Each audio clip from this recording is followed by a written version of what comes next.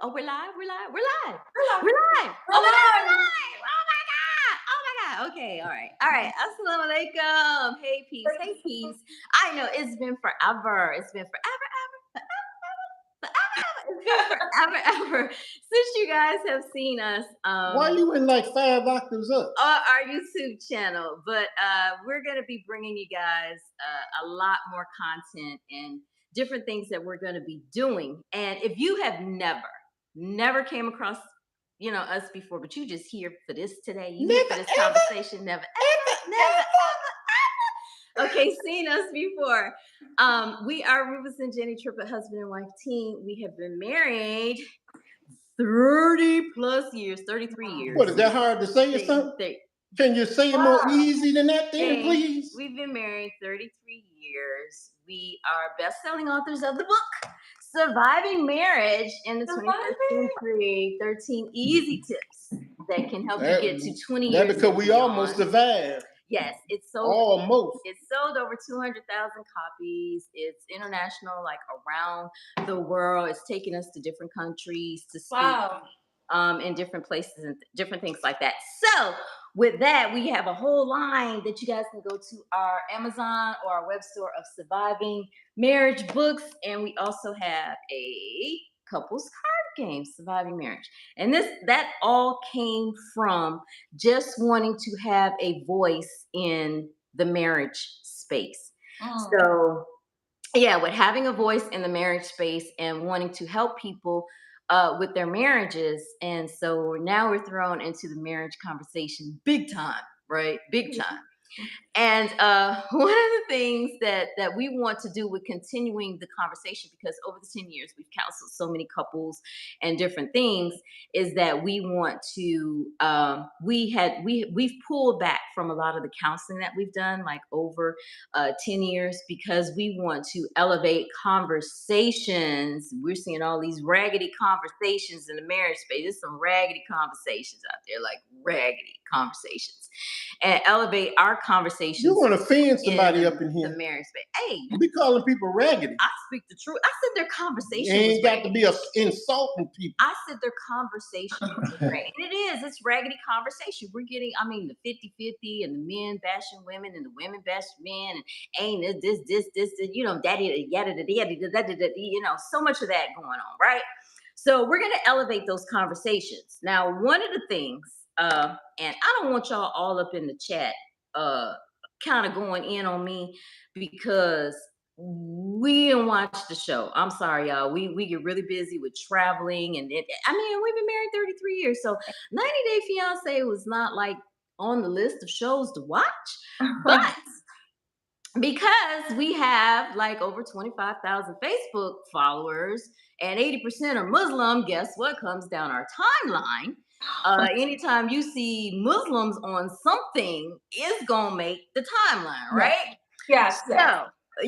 So guess what came down our timeline? Like this couple, and it wasn't Donnie and Marie. This conversation in regards to them being on this show. And of course, I had some of the clips I just had to watch because I saw so many comments, and I'm just like, oh my gosh. I got to check this out because we don't get to be on shows. You know what I'm saying? We don't. Yeah, but as Muslims, I can see it actually working. 90 days. Yeah, it don't take these jokers be getting married in 3 days. Right. And from what I understand, like in years past, they've had other Muslims, but they've been like international Muslims and stuff. Like I think like this has maybe been like the first like African American. Oh, you just tuning in with the brothers, like what Muslim kind of stuff Muslim on couples. here? So we got some messy Marvins, around the way. But I appreciate our diverse network because I wouldn't see a lot of stuff otherwise. I would not see half the stuff that goes on. I just don't like them people like to argue otherwise. All the time. So, joining us today with this conversation, which I am really excited about. This is like long overdue. Like really, really long overdue. But we've been wrapped up in so much stuff. But this is long overdue. So joining us today. Unwrap yourself so stuff can quit being long overdue then. Joining us today, and I'm so happy to have them here, is Bilal and Shaeeda. Assalamu alaikum, guys. Thank you so much for joining us. Walaikum assalam. Okay, we're gonna get right into it. And like I said, don't be hopping in the chat on me if they've said stuff or done stuff, and you're gonna be, well, they said that on the show. I don't know. What you mean gonna be happening on you? They gonna hop on them. They ain't you gonna know, hop on us. I don't know. They the ones said it. Y'all have to bear with me, okay? All right. So first things first. Making the decision to go on the show. That's first of all. As a couple who has been on TLC and reality TV, making the decision to go on the show. We did it at 25 years of marriage. So as a newly married couple,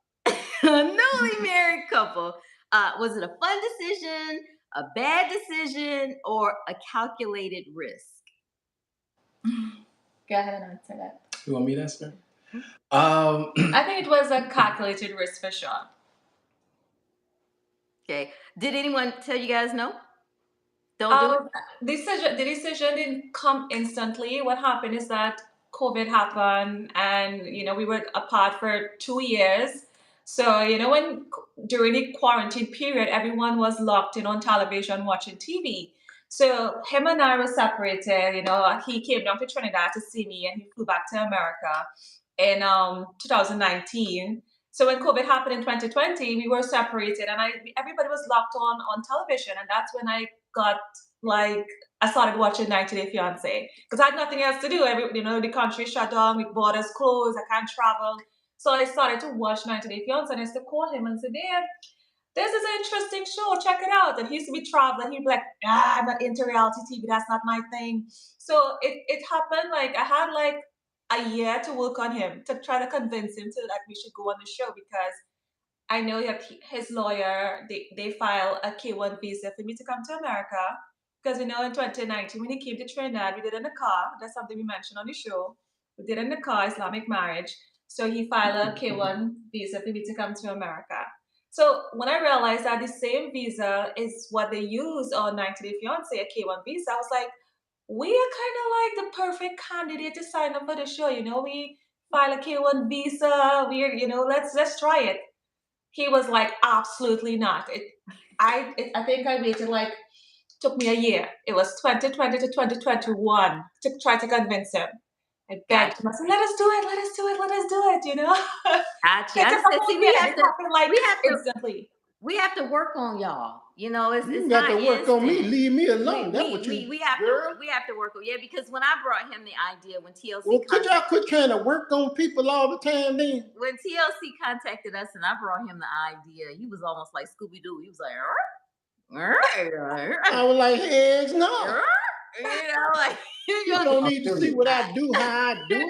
Yeah, and that was one of the things because there was so much bad reality TV, out there at that point. Well, the good thing was it was really a teaching moment. And even the crew who came and was filming, it was a teaching moment, like for real. So I took to that more than I did, trying to be on TV or something. Right. Yeah, that was the same thing for me. Because we met literally the end of 2019, like literally just a couple of days before 2020 started when I went to Trinidad. And I was intending going back out there, and then COVID happened and their whole country gets shut down.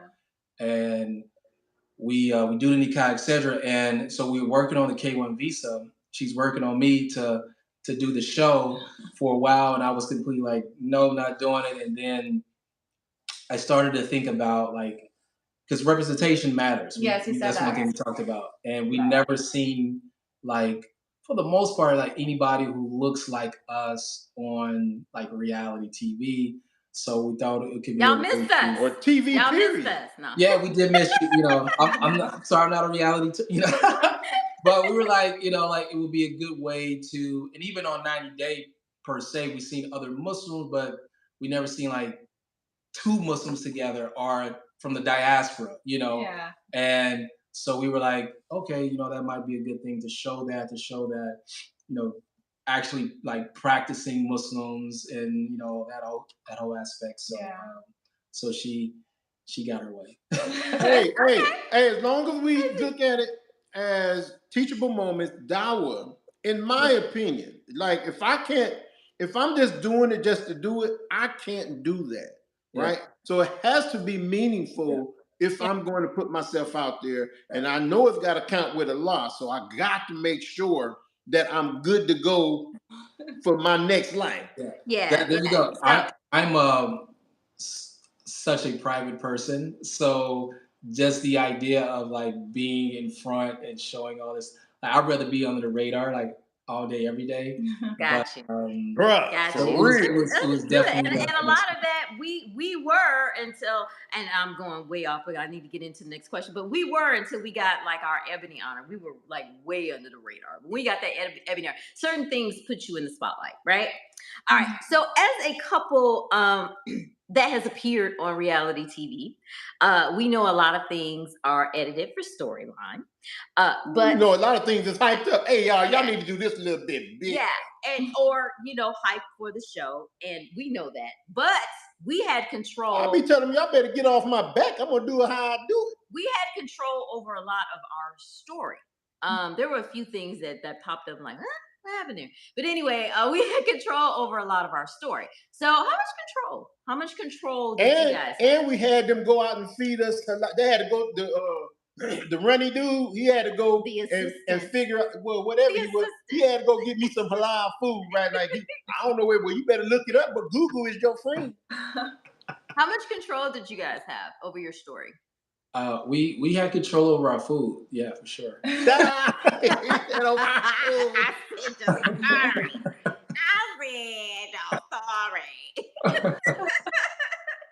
Did the producers come in pretty good with y'all? Because with y'all and what y'all had to do, did the producers have a lot to say? Like I think with every show, specifically, right, whether it's reality TV or any TV show, like the production, their hands are heavily involved. We know. I looked up production for that show, and I believe it's the same producers. Yeah. So the show that we were on. So so every couple has their what do you say, like their particular like obstacles or their top. I'm just saying, because we're trying to educate people as far as like behind the scenes reality TV. Because trust me, I had to have a long conversation with my sister. Because we practice, like, but everybody don't know how we practice. Like when you in those environments, things can go south like really fast. I had to have a long conversation with my sister after our episode aired, and I was like, look, listen, okay, I mean, this is what it is, that kind of thing. So giving people, like, it's reality TV, but it's still scripted, in a lot of ways, because you just can't show up some places and say, oh, we're going to be filming. It's not TikTok. It's not, you just can't throw up a camera and you're going to be recording someplace, to put on television. You just can't do that. Mm-hmm. So, when we get the opportunity to do these things as, Muslim couples, we say, okay, yeah, reality TV. Like, we don't want to be seen as crazy. Like, you don't want to come off as you got the Islamic side. You're trying to make sure that you write Islamically and you representing. Right. I mean, we know first and foremost, like for us, like we knew that we were always going to, do anything with, integrity. We wear our Islam on our sleeve. So there was no, craziness that was going to, occur that you may see like other people do. Well, we also know that, you're watching. I mean, reality is that people have to tune in to want to watch the next episode. Yeah. So there has to be things that you have to do to, to make someone want to, someone once told me that, no one wants to watch a picnic. Everybody comes to see a train wreck, unfortunately. Oh yeah. Definitely. And we know there were some crazy moments that unfolded, in you guys' episodes. But they seemed organic, for those moments to have happened. Some would have called it fitting. Like I said, they come down our timeline. So, when you see the clips with the 300 comments, those are the ones you tune into, like what's going on here, what happened here. And, but what is the lesson that you want to get? Because we're not perfect people. We are not, we have some stuff that happens in our lives, but some people would say, why would you let that play out on television? As if their imperfections, they keep them covered, but we're letting our imperfections play out on television. You want that one, or? You go ahead. Yeah, again, it goes back to representation, where no matter who you are, we all have our good side, and we have our not so good side, right? And you're showing that you're human, no matter if you're Muslims, that you have your times where things are going really great, and then there's those obstacles that you have to maneuver and get beyond. Are you going to let it be a roadblock? Are you going to let it be a speed bump? It's something that you just have to be able to kind of get through. How you overcome that? When you first face those obstacles, how do you relate to each other when you go through those things? Because those are things that we all go through. It's just that the camera might not be on us. So it's like, okay, like when I'm in my home, when I my spouse says this one thing and I disagree, like how do I combat that? Am I being disagreeable in that disagreement, or am I allowing her to express her opinions? She allows me to express my opinions, and then we move forward and say, okay, well, what does God say? At the end of the day. And that's, some people turn into the Incredible Hulk. And that's actually marriage, and what I appreciated 8 years, I guess, going forward, since we were on there, we weren't even allowed to say every time we said a lot, it was edited out the show. We said, a lot. And actually, we got a note that came down and said, well, they got a note from me after the show. Can they not be so religious? Can they not be? But like I said, 8 years going forward, you see the progression, of how reality TV has progressed, and how they see that these things need to be shown as far as our culture, because we all exist out here. We all exist out here, and we all have our own ways of doing things. And then when people only think that they could see us in a masjid praying, that's the only thing that Muslims do, then that's a problem. Yeah, but I feel even with the production, I don't know what you guys had, but they wasn't taking Islam out of what I was doing, period. So the fact that they edited and took some of that out, they did leave some in where we did get the calls and people said they took a lot of it. But I didn't compromise what I was doing on screen. So inshallah, I don't know. Was there any? And you ain't got to tell us what the compromise was, if there were any. They took that out. You couldn't say that. No. Did you compromise anything on screen? Do you feel? Inshallah, but you ain't got to say if it was a compromise. You ain't got to say what the compromise was.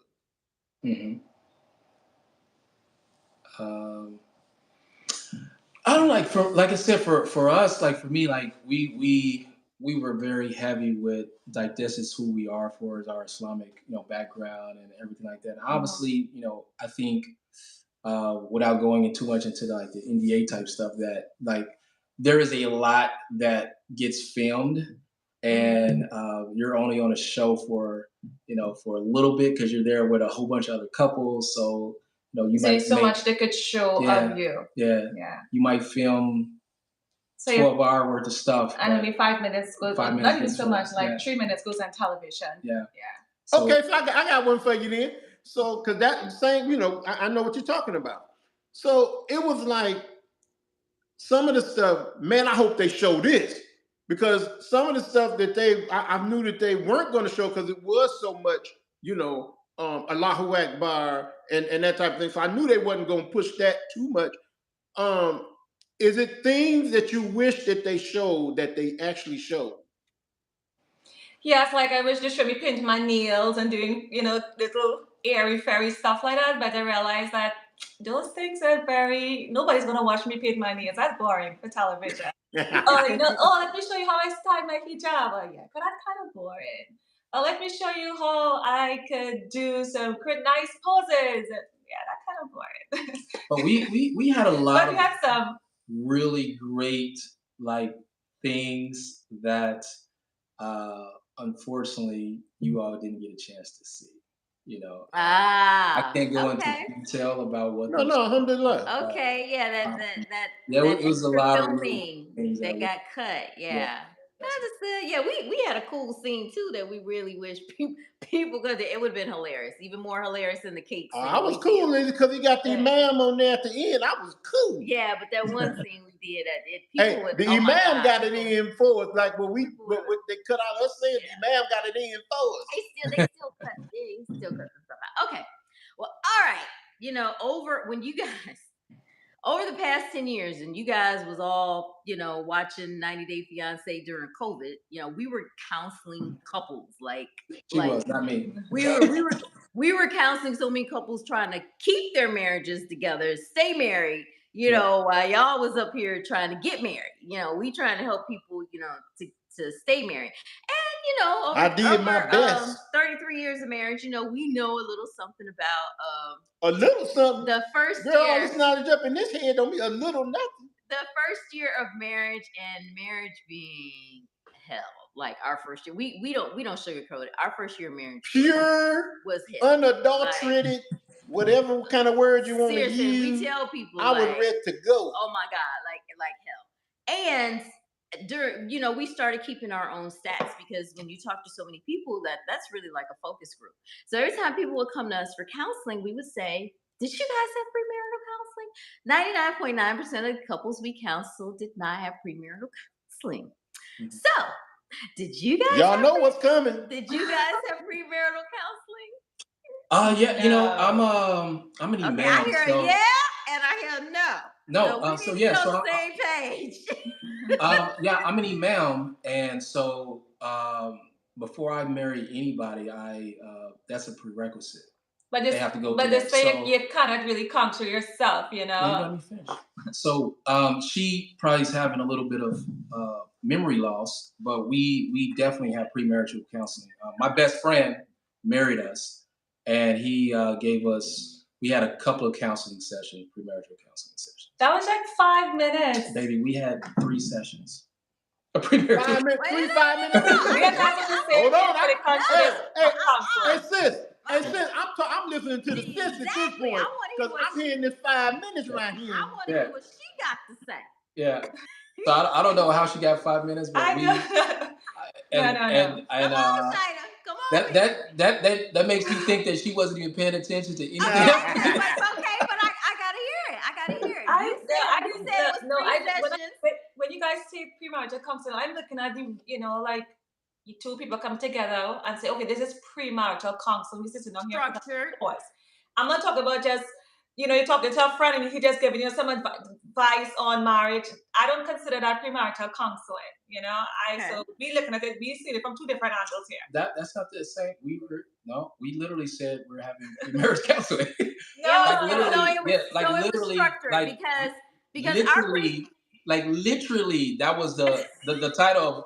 We were having premarital counseling at this time, Imam Hanif Khalil, and we started up with dua. This wasn't a phone. This was on Zoom. We did all that because she was still in Trinidad, so we did all of those things. And I actually have it screenshotted. Maybe I'm having a senior moment, you guys. But I don't know. But he can attest to that too, because he doesn't like me. He's an imam. He doesn't marry anybody without doing that as well. So. We have a disagreement on that, but yes. Okay. Because premarital counseling, but the thing is, it should definitely be remembered. Distinct. There's certain things you talk about because our premarital counselings are 6 to 8 structured sessions. That is what I'm referring to. Exactly. We talk everything from finances to sex. Yeah. And that is premarital counseling.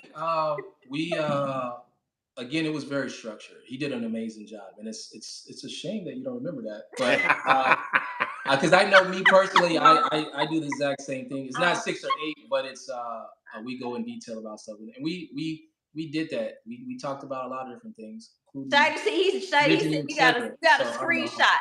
So you're gonna have to go back in your phone. Yeah. And remember, like, this is what premarital counseling was. This is what it was. Okay. But premarital counseling it's so distinct. You should remember not only subject matters but things that were said, because again, a lot of time premarital counseling brings out things within the couple that they're not really going to discuss one-on-one. Exactly. And I can tell you that throughout our counseling sessions, the stuff that we talked about, we just kept saying, if you guys would have had premarital counseling, y'all would have known this. Like this would have been some things that weren't known.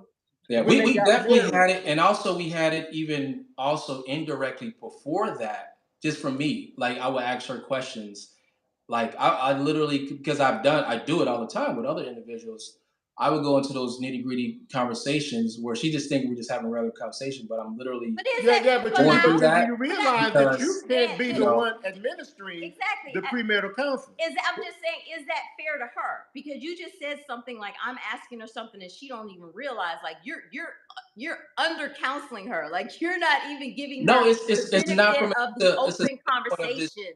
Yeah, it's a standpoint of asking questions, because what you mentioned earlier, that a lot of times people, like when they're going into something, and even when they're going to your counseling session, I'm sure like you may ask things that they didn't even remotely think about, whether it's finances or whatever.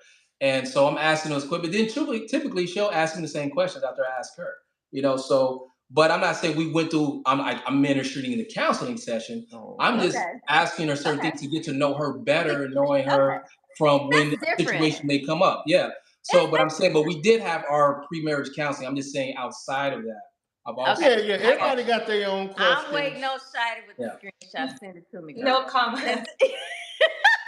Send it to me, girl. Okay. All right. So, are you in counseling now?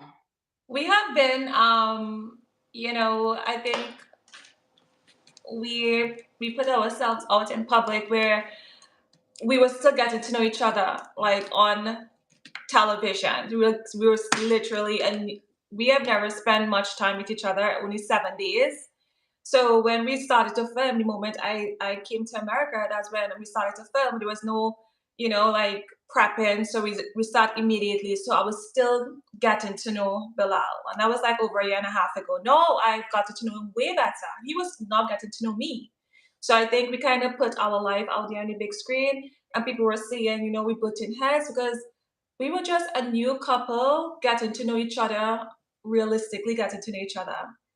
Disagreeing, agreeing, butting heads with certain topics, coming to an understanding. And I look at reality TV as you have to be strong. Like we were, alhamdulillah, we tried to control our narrative in a way where, like when it comes to my husband, I didn't want nothing to damage us.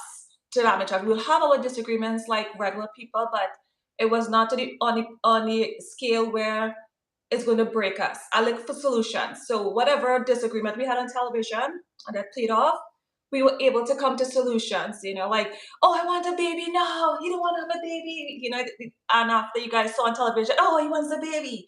So we were able to work our problems. The prenup, I don't want a prenup. That's not making sense to me. He wants a prenup. Eventually, I was able to sign the prenup under conditions. It was amending. So we were able to like work out our problems, our differences. We had differences, but I love how we were able to work through it. And I think that is what made us, glued us. Believe it or not, it has glued our relationship. Because when we look back, we say, you know what?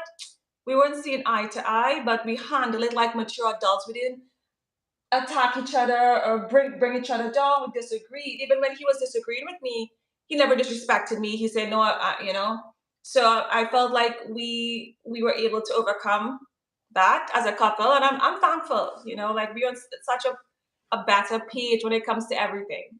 We are still learning each other, but I think I know more about him compared to when I just came to America. And he knows more about me when I just came here, yeah.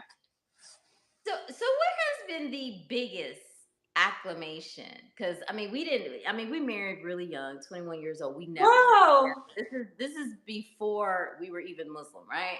Never lived together, anything like that, coming from two different backgrounds. That's right, because I wasn't just moving in with anybody. Even though we both come from two-parent households, we still have very different backgrounds as far as that is concerned. So the day we got married was the day we got our apartment. Wow. And moving in That's together. when I learned what cray was. Moving in together was a huge, oh my God, was a huge. Cray became reality. Mountain. Don't act like I was the only crazy. Oh, Cray became reality up there. They would have had fun filming us back then. Don't act like you didn't turn into Dr. Jekyll, Mr. Hyde. I'm like, who the heck? Who is? I had to turn into somebody. Right. So, what has been the biggest acclamation of living together? Wow. Man, there's quite a bit, because like she mentioned, we only spent like physically like 6-7 days together, right? And even in that, obviously, because being Muslim, we chaperone people around, family, etc.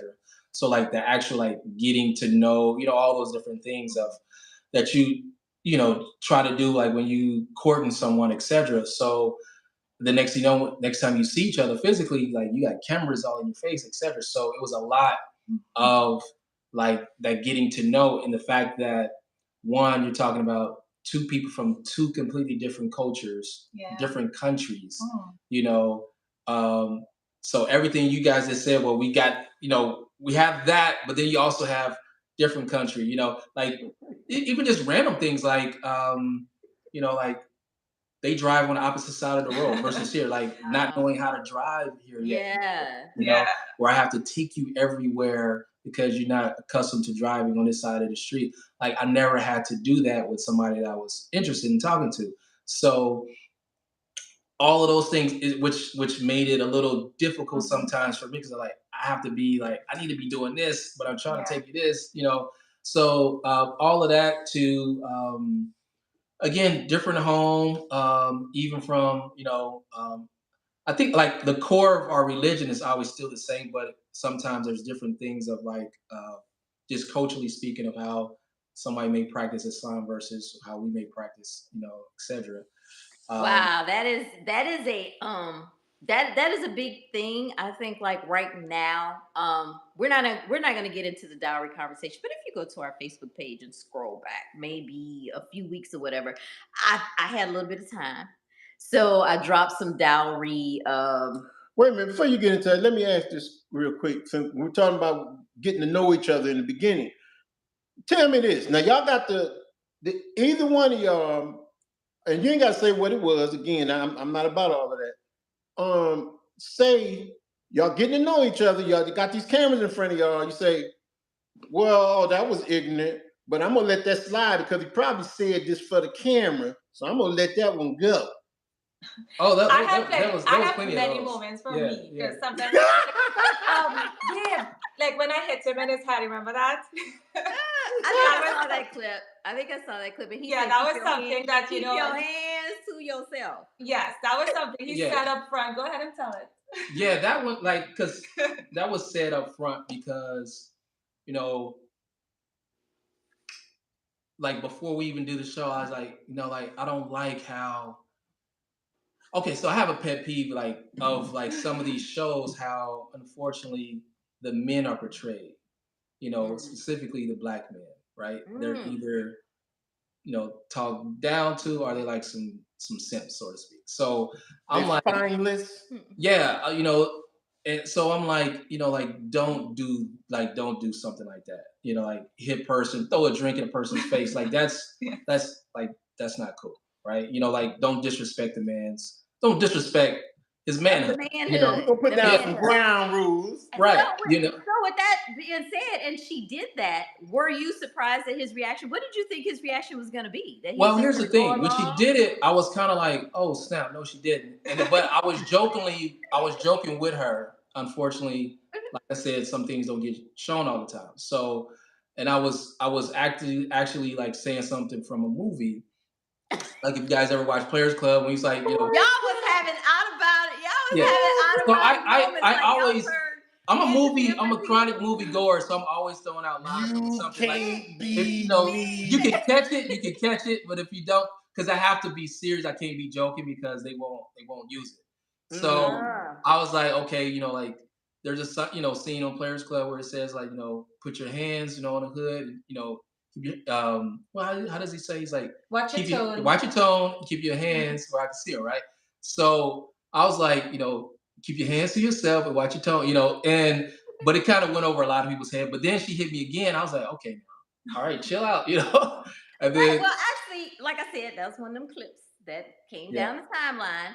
And in my mind, I was just like, wow, was he like checking her like in a way, and how did that, because they only showed facial expressions side of your like reaction.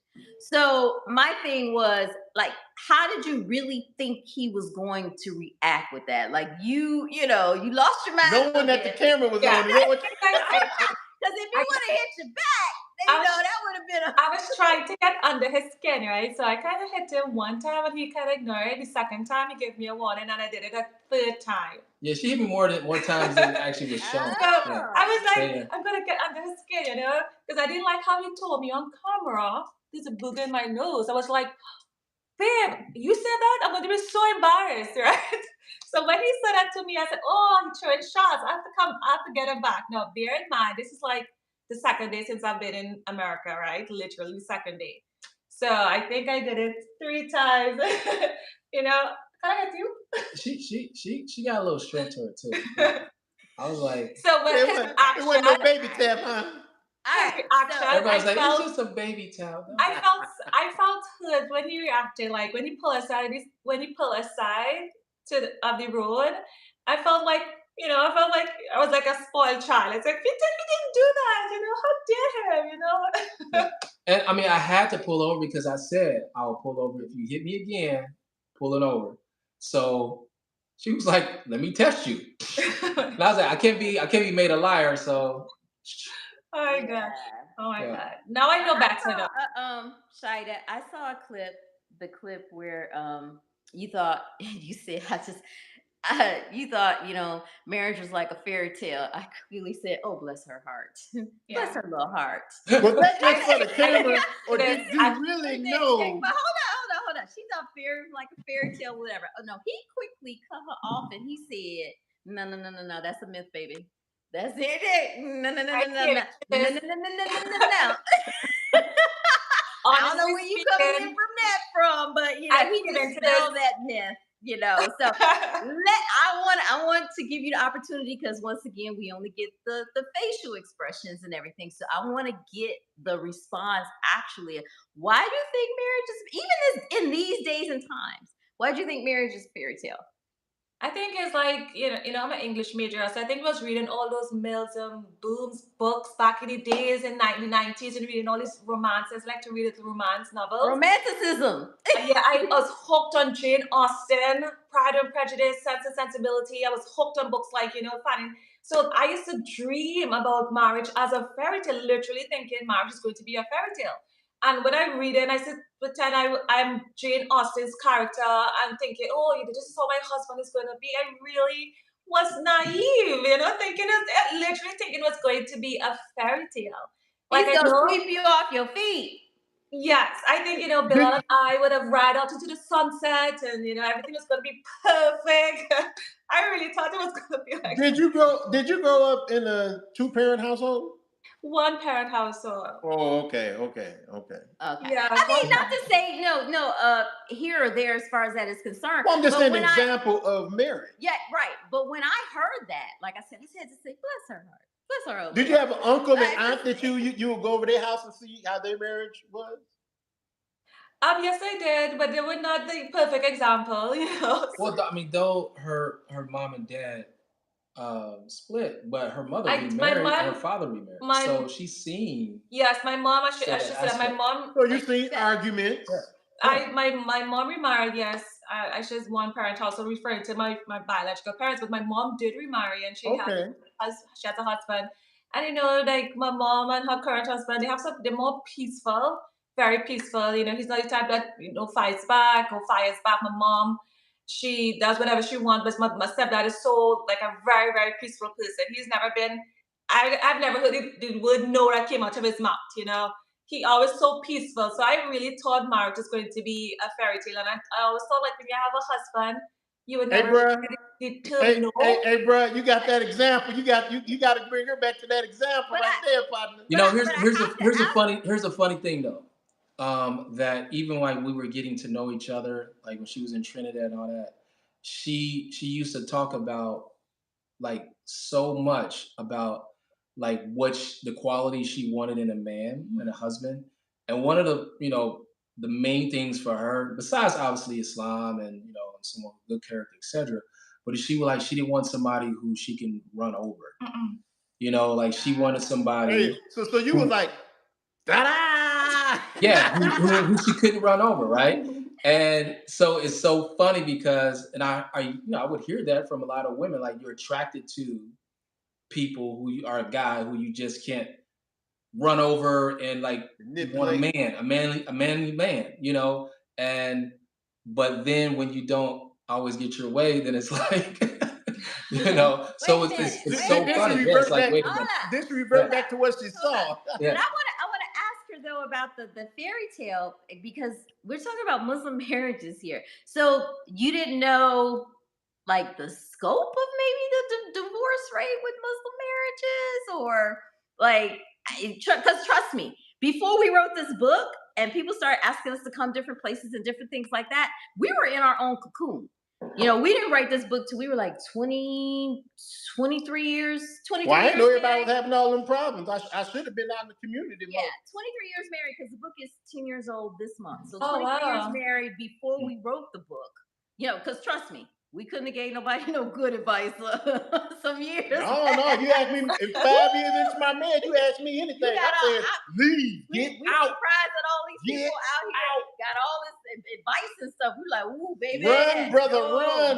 No. That wouldn't have been us before all these years giving marriage advice, okay? But I try to keep everybody married at least for 20 years. Because 20 years, you're going to know them pretty good when you can deal with when they change. Right, 20 years is when, because she done changed again on me. Divorce off the table and all this other stuff. Now, mind you, it's a lot of people that's written books about marriage and has gotten divorced. Okay, so that's what I'm saying. We didn't want to be throw them away. Don't look at them no more. Those type of lack of integrity, hypocrites, anything like that. Like, our stuff had to be sound, right?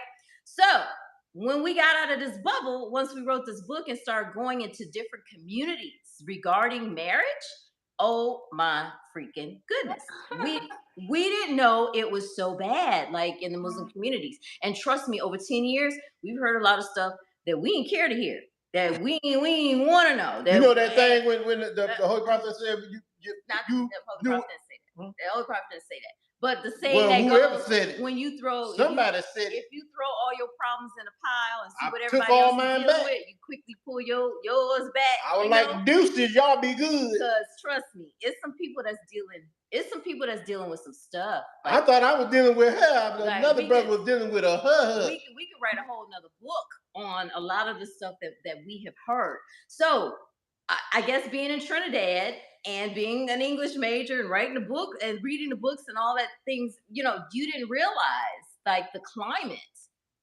of Muslim marriages were, just out there. I knew, because same thing in Trinidad. I feel like people get married to divorce. Like literally, you was married like last week and you divorced like the following week. It's very common in our community as well. But they have the same problem. Yes. Yeah. But I always say that I want to wait until the right person comes. And I still make my dua, and every Ramadan I'm praying for the same thing. Allah send me a husband for eternity, a husband who will, take me to Jannah, a husband who I will be reunited with in Jannah. I still make this dua. So when everybody was saying, oh, girl, get married to this person, you're 30 years old, time is passing. I waited until I was 35, right? So when I made that decision, I said, okay, Allah sent, and I performed istikhara. I was like, Allah sent me the right person. So I was really hoping for the fairy tale. I said, okay, I waited 35 years. This is a fairy tale, I made my duas, everything going to be perfect. So that's what happened.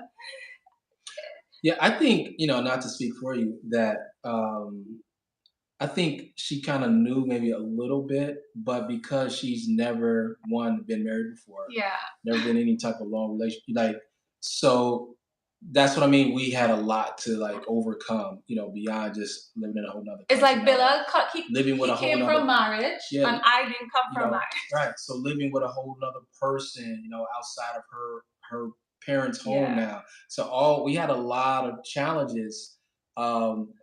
Some of the things that you wouldn't necessarily have to go through with your typical, 35, 36-year-old who lived in the States. I'm about to say, because she's from Trinidad, so y'all had even an extra. Yeah, exactly. So a lot of that. And then another thing too is that when those older, but you still live in that fantasy la la land, when you look and you're spending time on social media and you're seeing watching this reality couple here. TV. Yeah, this couple here is, the couple goes, goes here, goes there, but you don't see all the other stuff that happens, beyond the reels, and all those things, I still I'm 28 years old now. I still look towards my mom and Bill for help. And Bill will be like, Shaeeda, you could try to handle this yourself. I'm like, okay, I need to call mommy. It's like, no, you don't have to call mommy. You could try to do it for yourself. So I still have to try to take myself away from, because I've been, at home. Like a Muslim woman, my mom was like, you're not going to leave my home until you're married. Despite you're working, you're doing your own business. She said, nope, I'm not letting my Muslim daughter live on her own, So now that right there is awesome. I don't know if that was showcased. That is awesome. That's a great thing. That's because I believe that's how it should be. Exactly. Because Muslim women are so vulnerable, in different places when they don't have any type of, protection. And it's just so many out here trying to make it on their own. And we got to quit looking at, and Muslim women, inshallah, I don't know, but we got to quit looking at that as something that's weak. If you are single and you're at home with your mom or your parents, and I mean, you're still under some type of protection, but you go out there on your own. Again, nobody's saying that y'all not strong, y'all can't do it. It's just, is it necessary? Exactly. And that's what we look at when we see people that are have these short-term marriages and different things. And I was just like, well, if this person was still at home with their parents, would this be like a, an in and out type, type of situation? Because you're as a Muslim woman, you're alone and out on your own. So you're looking for, marriage. And you also doing it to be independent, to make your own decisions and to do. So you won't be up. You won't have anybody asking you why you coming in so late. You know what I'm saying? I mean, so again, I get it, but it's just I feel Islam is just the protection of the women that we should do it like that. Yeah, that's so good.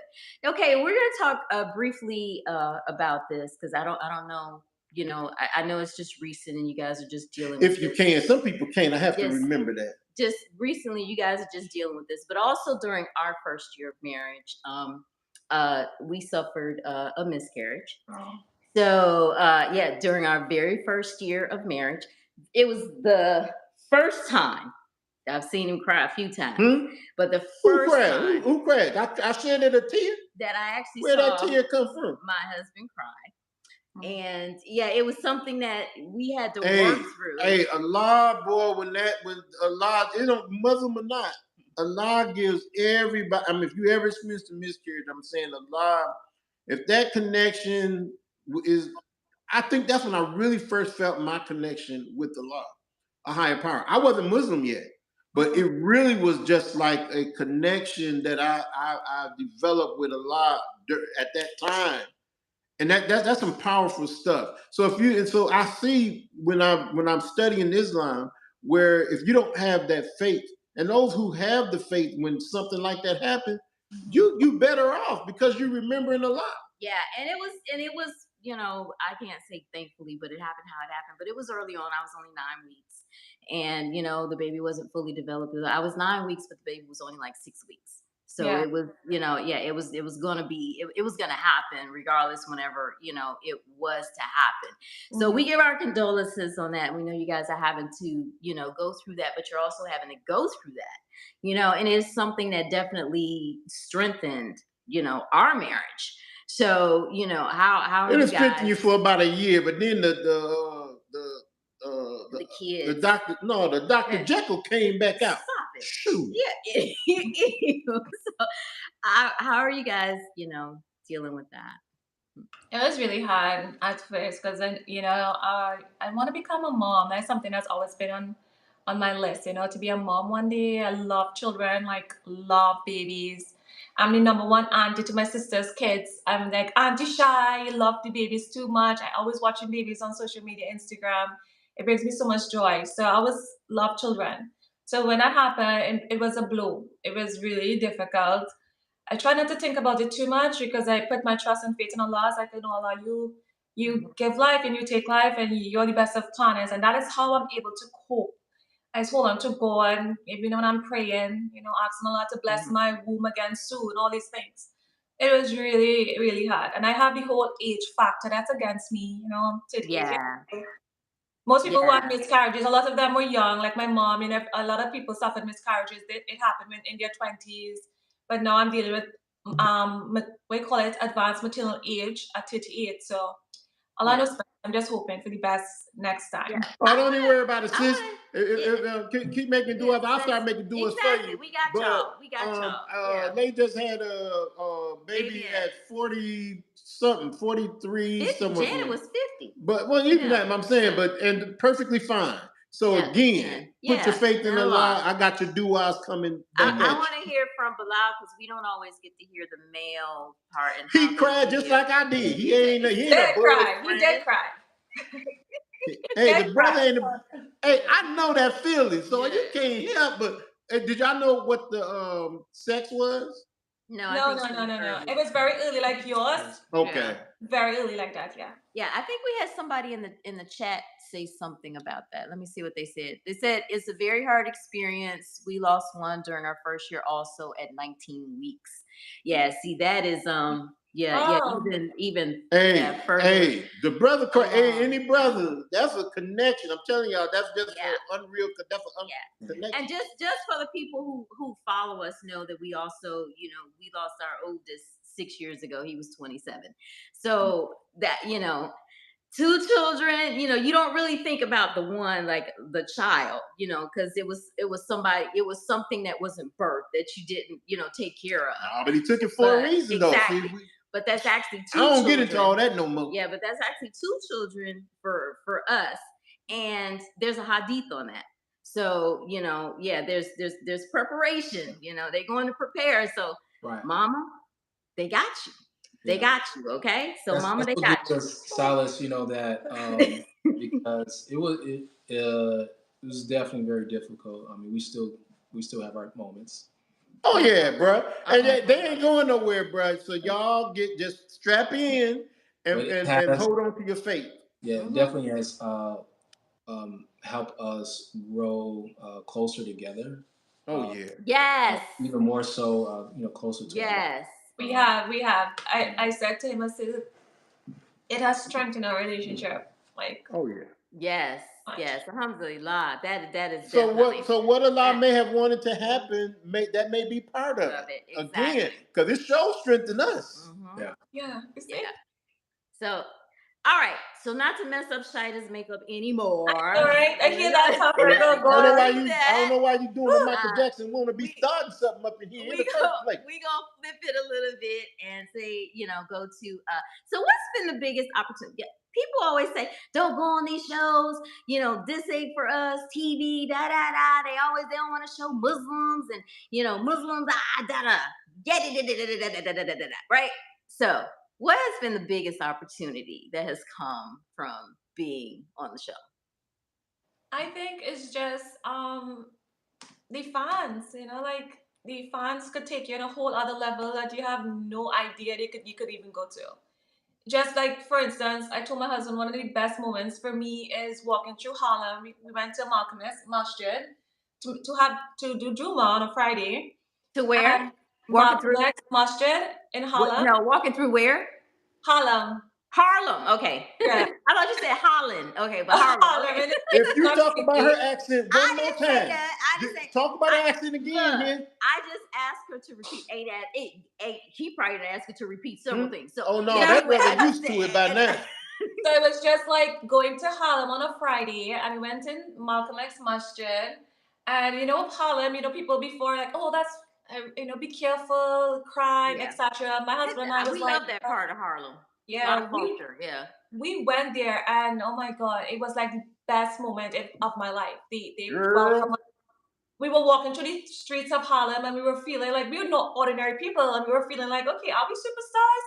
The amount of love we got, we've never been to any part of America and received so much love like we got in Harlem, and it touched me. Like I was like, man, the respect, the love, everybody wants to help you, tell you where's the best food to eat in Harlem, take your picture. Yes.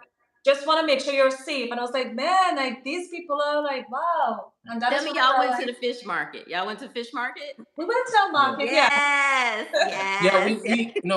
as we travel and we get a chance, people come to us and things like that because you're on a public platform. But like being in New York, being in Manhattan, you have a lot of people come up. But I was like, we gotta like go to, I've been to Harlem quite a few times. I was like, we gotta go to Harlem, we gotta go to Queens, etc. And so we went there, and just the experience that we both received from our people, yeah. and it was pretty cool, like to see, and that's really what we were trying to attend to do to go on the show, when we talked about earlier about representation, and see that even though you get a lot of funny, because we have a YouTube channel, and we show a lot of our stuff on our YouTube channel. Make sure you guys tune into that. But we even talk about like our podcast, etc. And we talked about like how do you deal with trolls and stuff like that. And one of the things, like, you get a lot of, like, especially for me, I got a lot of like not choice words that comes direct towards me a lot, from DMs and posts and things like that.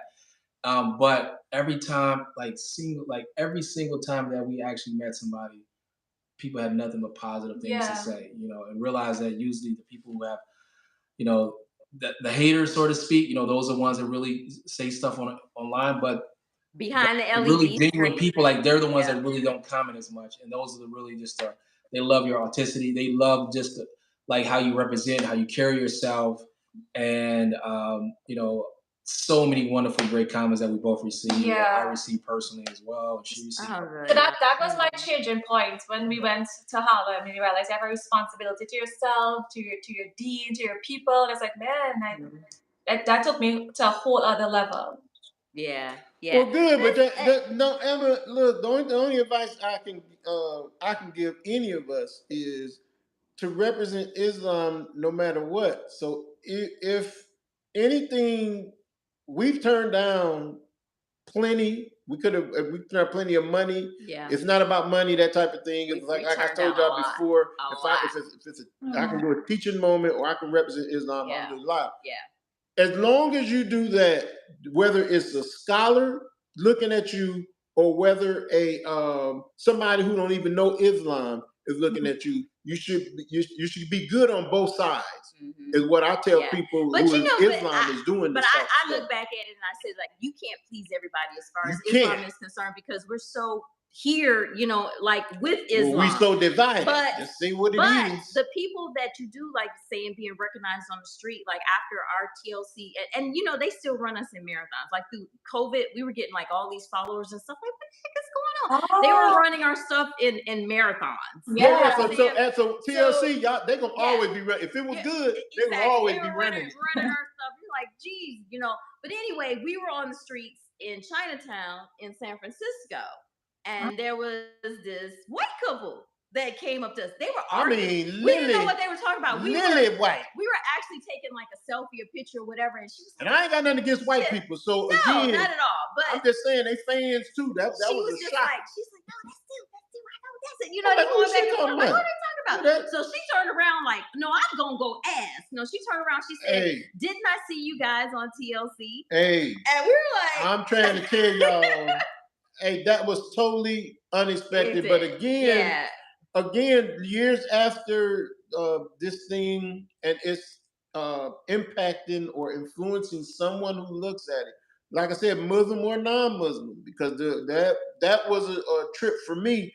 And I ain't against nobody, whether they in Islam or not, because I feel everybody can learn. I don't know where Allah's going to guide. Exactly. So I don't turn anybody away from me, because again, I'm not God. Yeah. All right, guys, we are almost at our hour. This was fun. And I just want to say, is there anything that you guys, want to add before we go ahead and sign off? I just want to thank you guys for having us. Like this was the first time we actually spoke about our miscarriage. We never really talk about that. So it's like, just thank you so much for just having my husband and I. And, at the end of the day, this entire experience, it definitely glued us as a couple from reality TV to the miscarriage. And I'm thankful. Yeah.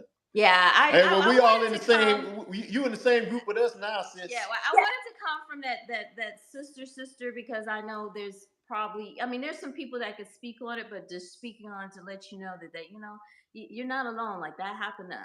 The first year, that happened to us. You got through it. You grow through it. That kind of thing. And like I said, we got y'all. Thank you.